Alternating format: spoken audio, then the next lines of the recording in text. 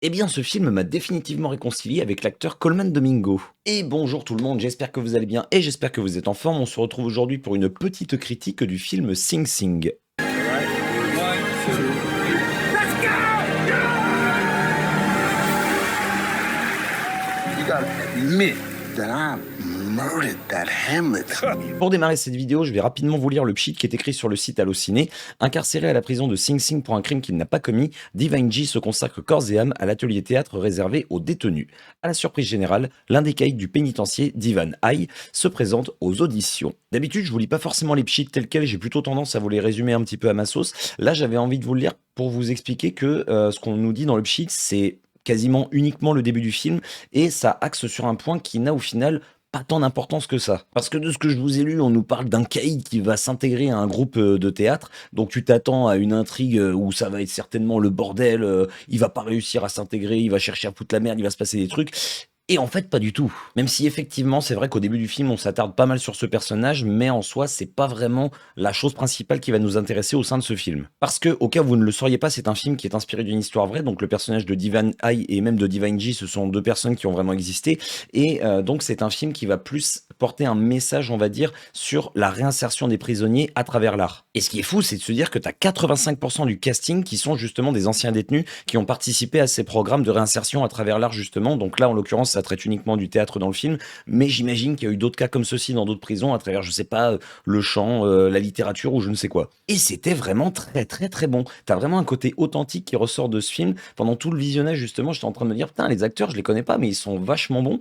Et quand tu sais à la fin finalement que ce sont quasiment tous des prisonniers justement qui ont participé à cet atelier théâtre, tu te dis, ah ouais, donc en fait, bah, effectivement, ça leur a vachement bien servi parce qu'ils sont vraiment bons et t'y crois à 100%. Surtout que pour certains d'entre eux, ça a été assez compliqué de se replonger dans ce qu'ils étaient justement bah, pour les rôles en question. Et le fait de réinterpréter ce que t'étais à l'époque, à savoir quelqu'un visiblement de pas très sympa, enfin que ce soit des caïds, des dealers, trucs comme ça, alors qu'ils ont réussi à en sortir, forcément c'est compliqué. Et je pense notamment à Clarence McLean qui interprète justement son propre rôle, celui de Divine Eye. Il a dit en interview que ça avait été très compliqué pour lui de se replonger dans ce qu'il était justement à l'époque, le fait que c'était un caïd, un dealer, donc il n'avait pas forcément fait de bonnes choses dans sa vie.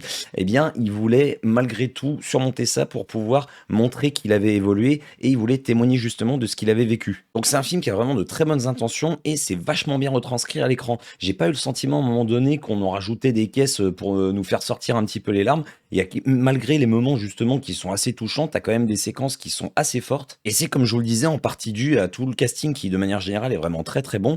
Et notamment Colman Domingo avec qui je vous disais j'avais un petit peu de mal, c'était dans le film, comment ça s'appelle déjà, le film Rustin, je l'avais trouvé assez insupportable, je trouvais qu'il était en surjeu total. Après je l'ai vu que dans des petits rôles, alors je me rappelais même pas, j'ai vérifié avant de tourner la vidéo, il a joué dans Drive Away Dolls, je l'avais complètement oublié. Si je dis pas de conneries, il me semble qu'il joue le rôle du flic, mais je suis même pas sûr. Et ici, tu sens vraiment qu'il s'est donné à fond pour ce rôle. Enfin, c'est un peu comme dans le pchit où on dit que Divine G s'est donné corps et âme dans cet atelier théâtre. Ben là, j'ai vraiment eu ce sentiment. Et de ce que j'ai pu lire, lui, justement, il a fait son maximum pour retranscrire exactement qui était le fameux Divine G. Pas confondre les deux. Ouais, il y avait Divine G et Divine Eye. Hein. C'est pas moi qui ai choisi les noms. Et donc, pour parfaire son rôle de Divine G, il a rencontré à plusieurs reprises John Whitefield, qui est le Divine G, le fameux, pour savoir un petit peu qui il était. Est-ce que c'était quelqu'un de drôle? Qu'est-ce qu'il mangeait exactement? Est-ce qu'il cherchait à respecter les règles? Il s'est vraiment intéressé à sa vie. Il voulait vraiment incarner le Divine G. Et le résultat, c'est que tu y crois vraiment à 100% durant tout le film. J'ai jamais fait la distinction entre les prisonniers et les acteurs. Sachant que pour renforcer un petit peu ce côté authentique, il y a le personnage de Mike dans le film qui est donc le meilleur ami de Divine G. Colman Domingo, il a dit à la production, je veux mon meilleur ami pour incarner le rôle de Mike justement. Et c'est pas un acteur. Alors certes c'est un directeur artistique, donc on est quand même dans le même milieu, mais c'est le seul film auquel il a participé en tant qu'acteur. Et bah pareil, t'y crois à 100%. Ouais, peut-être quand même que je pense à dire que le casting il est bon. Hein. Ah bah non, c'est ce que je fais depuis tout à l'heure. Et un truc qui est ouf, c'est que le script il a été écrit en 3 ans, mais il a été régulièrement relu par les deux détenus, donc Divan Hai et Divine G, les vrais, parce qu'ils trouvaient que certes le script était vachement bien, mais c'était trop bien écrit justement. Ils disaient que les réalisateurs n'avaient pas le langage, les codes de la prison, donc Bah, ça a permis, encore une fois, j'y reviens, mais de renforcer ce côté authentique. Et tant qu'on y est, pour rester dans l'authenticité, faut savoir que Sing Sing, je ne le savais pas, mais c'est le nom d'une prison qui a vraiment existé et qui existe toujours. La plupart des détenus sont d'ailleurs passés par cette prison, notamment pour des tests psychologiques de ce que j'ai pu lire. Alors forcément, ils n'ont pas pu tourner dedans étant donné que la prison est toujours en activité, mais tous les plans extérieurs, ça filme justement cette prison. Et à la place, ils ont tourné une partie des scènes dans une prison désaffectée, mais également dans un ancien centre pénitentiaire pour jeunes qui est devenu aujourd'hui un complexe sportif. Et il y a un truc vraiment top, alors je suis désolé, je suis plus dans les anecdotes de tournage plutôt que de vous parler du film en lui-même depuis quelques minutes, mais par rapport au sujet traité, je trouve qu'il y a des points quand même qui sont assez intéressants et également importants, notamment celui-ci, c'est que ce soit les acteurs ou les techniciens, ils ont tous été rémunérés à la même hauteur pour le film. Et ça, apparemment, c'est une volonté à la fois de la production, mais également des réalisateurs qui voulaient faire quelque chose de communautaire, et je trouve que ça part vraiment d'une très bonne intention. Bon, bah, j'ai envie de dire, faudrait peut-être revenir un peu plus sur le film en lui-même, mais il se passe pas grand-chose, en fait, dedans. C'est beaucoup d'échanges, beaucoup de dialogues, enfin, il y a beaucoup de moments de parole où ils sont tous en cercle, justement, à savoir un petit peu ce qu'ils vont faire, à faire des exercices, ce genre de choses pour, justement, développer leur acting. Je trouve que c'est le genre de film dans lequel il faut, je mets des guillemets, mais s'investir pour pouvoir justement rentrer dedans et profiter pleinement de ce qui nous est proposé à l'écran. Parce que comme on est dans une prison et que le film veut surtout nous faire passer un message par rapport à la réinsertion à travers l'art, donc ici le théâtre, eh ben, il n'y a pas beaucoup de zones différentes. On se retrouve la plupart du temps dans le gymnase du pénitencier, donc là où ils font tous leurs exercices, là où ils discutent quasiment tout le temps entre eux, où ils font toutes leurs répétitions, ce genre de choses. Il y a quelques autres plans, notamment dans les cellules, où là, ça va être des dialogues un petit peu plus personnels, on va dire, souvent entre deux personnages seulement. T'as quelques plans dans le self du pénitencier, dont un que je n'ai pas compris. Ça concerne le personnage de Divine Hein qui, bah, t'as l'impression qu'il deal un truc avec un autre personnage. Mais on ne s'en sert jamais. Enfin, ce truc ne revient pas là. Tu sais qu'il a enfin, tu vois qu'il a ramassé un truc, tu ne sauras jamais ce que c'est et ça n'aura d'utilité à aucun moment. Mais à part ce tout petit détail de rien du tout, franchement, il y a rien acheté dans le film, d'autant plus qu'il est pas très long, il dure entre 1h45 1h50 il me semble.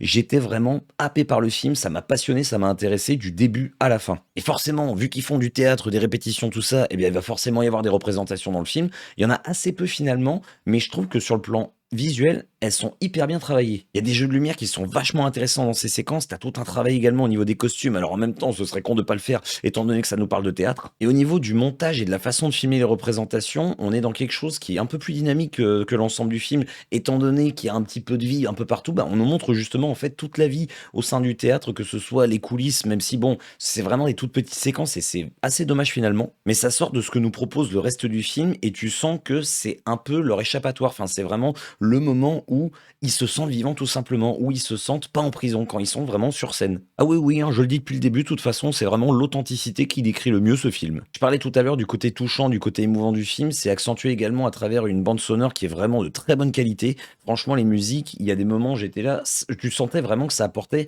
un plus au film. Entre les moments de discussion, de réflexion, entre les moments de réflexion où il y a quelques plans qui sont un petit peu, on va dire, contemplatifs, entre les moments qui sont plus dramatiques dans le film, parce que c'est pas tout rose non plus du début à la fin, les moments où ils vont être sur scène, je trouve que il y a un super équilibre au niveau de la musique dans ce film. Et je pense que globalement, j'ai fait le tour de tout ce que j'avais à dire dans le film. N'hésitez pas éventuellement, si j'ai oublié quelques points importants, à revenir dessus. Malheureusement, c'est un film qui, je pense, va pas avoir beaucoup de succès et ne va pas rester longtemps à l'affiche parce que personnellement, j'ai pas vu beaucoup de communication autour de ce film. Mais si jamais vous en avez l'occasion, je ne peux que vous encourager à aller voir ce film qui délivre, je trouve, un très beau message. J'espère donc que cette petite vidéo critique vous aura plu et que je vous aurai donné envie d'aller voir le film pour celles et ceux qui ne l'auraient pas vu. Les autres, si vous l'avez vu et que vous souhaitez revenir en commentaire, comme je vous le disais, sur tel ou tel point, ou vous voulez juste me donner votre avis sur le film, n'hésitez pas, faites-vous plaisir, on pourra en reparler ensuite. Encore une fois, n'hésitez pas à vous abonner à la chaîne si vous voulez vous tenir au courant de l'actualité cinématographique et vidéoludique, ou si vous voulez vous tenir au courant de mes prochaines vidéos critiques. Et il ne me reste plus qu'à vous souhaiter une très bonne journée, une très bonne soirée et ou une très bonne nuit. Comme d'habitude, prenez soin de vous, et bisous tout le monde!